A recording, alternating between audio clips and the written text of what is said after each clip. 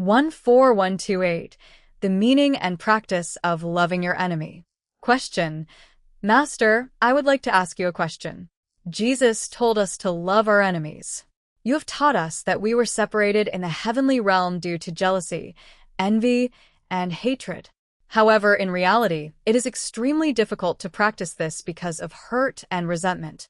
What kind of study and practice must we undertake to be able to respect and love even our enemies without hatred or resentment? Please give us your true teaching. Why is it that we human beings are born into this world with physical bodies, not as animals, but as humans? We became human because we created enemies. Originally, we were gods, not humans. We were spiritual gods. Since you are asking this directly, I must explain it grandly to resolve it. Humanity has been struggling with this to this day, yet there is no answer. Why do human beings hate one another? Nowadays, even dogs hate. A dog hates you if you don't listen to it, and it doesn't hate you if you listen well. Why do people hate each other as well? They hate others because they do not listen to them. They hate them because things do not go their way. Where does this stem from? It begins with our own greed. Where did this come from? Before the creation of the universe, in the greater universe, we gods existed in such a form, and our energy became turbidity. To wash away that energy, how can I put this into words? To neutralize it, we gods caused the creation of the universe, were banished, and now exist here on this earth. This earthly world is a turbid place. The earthly world speaks of turbidity. Everything has been made turbid in the earthly world. Then, is the heavenly realm made turbid? No, it is not turbid, because it is formed of very clear and very holy particulate energy. What you call original sin begins right here. To untangle this, we must go back to the root, which requires a vast explanation. Even if we just touch upon this, we should spend a whole day, 3 days, or a whole week discussing just this one thing, hatred and love.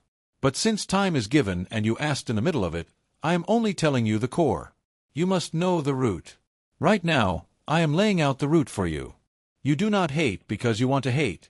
You are doing here what you did in the heavenly realm.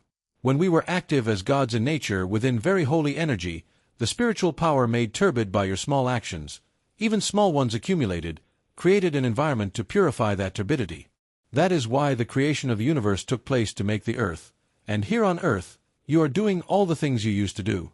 You harbor bad thoughts because things do not go your way according to your greed. Where did this arise from?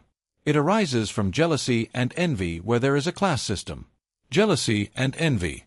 The reason people hate others is because you have jealousy and envy within you. The class system of the gods has descended into this earthly world. However, it is not the people above who are jealous of the people below. Rather, it is the people below who are jealous of those above. Then, if I am jealous of that little kid over there, am I the person below? Yes, you are the person below. It is not about being big or small. It is not about being old or young. The fact that I am jealous of that person means I have placed myself as the person below. I have greed. Because of greed, your thoughts have lowered, and that is why you feel jealousy. Do not forget the fundamental truth that someone who feels jealousy is precisely a person of low standing. To the extent that you strive and live your life, you change, and when you live righteously, such jealousy does not even sprout within you. No one has taught you this yet. Now you must catch the thread. Why? Because we must return to gods as we are. The time for experiencing how these things arise as a human being is ending soon, within this lifetime. Here, you can indulge in jealousy and envy, or you can let them go. If you let this go and return as a god, you will become a holy god. But if you still carry this jealousy and envy when you strip off your physical body and go as a god, you will be taught from there while going through immense hardships in a simulation. I am speaking about myself. Having a physical body and finding the right path here to shape ourselves is about purifying ourselves to return to our original conscience. Jealousy and envy soon give birth to hatred. We thought Jesus told us to love our neighbors and love our enemies, but because Jesus was also a disciple of God, he had to deliver those words, and we received that teaching as well, acting accordingly. Because this person is also a disciple of God, these words cannot be left out. Why? Because these are the two things taught by God. The single word not to hate, and even the command to love your enemy. No one has been given the qualification to hate anyone. We are to study and find out why hatred sprouts from within this, and return to our original nature, where God resides. This single point is the core. Do not hate, and you must love your enemy. This is the core. However, what an enemy actually is has not been established. We think of bizarre things as enemies. When the time comes for us to die, the laws of nature lead someone to the path of death for us. There is another party, and since we cannot die by ourselves, committing suicide is committing a crime under heaven by doing something God has never given you the qualification to do. Why are people committing suicide right now? You are committing suicide because you are a sinner. Why are you a sinner? You made it difficult to live, and so you die. You create sin and then kill yourself. Who are you going to blame for that? Of course, when this society goes wrong, you embrace that energy and get swept away by it, and an environment comes upon you that causes you to commit suicide. There are causes for that. Since we have now become Hongik Ingen leaders and people nurtured as heavenly descendants, no one should ever hate anyone when acting as a human being. This is the answer. This is a special order and the answer. Never hate anyone. This is the word of God. The command to love your enemy is because you have been given the ability to love and cherish your enemy. Who is your greatest enemy? The child you gave birth to is your greatest enemy. Was there ever anyone who hated their child the moment they were born? They were born in such a way that you would not hate them from the very beginning. A trick was set up. Because this child is your ultimate enemy, the child born to you is here so that you may repay your sins. This comes through ties within original sin. When a child is born, God gives you the duty to take good care of the child until they grow up. It is by doing this that you repay the debt of the enemy. Do not boast about having raised your child diligently and hard. The moment you boast your child, all your efforts vanish. Be grateful if the child grows up well, and forgive them even if you lacked somewhat and could not raise them quite well enough. Let us discuss it together while making a bit more effort. We must raise children well by doing so, but instead, people get angry when their children do not listen. Shouldn't you find the principle of going forward while discussing things with your child? A child is not your subordinate. The child is someone who will live out even the life that you were unable to live.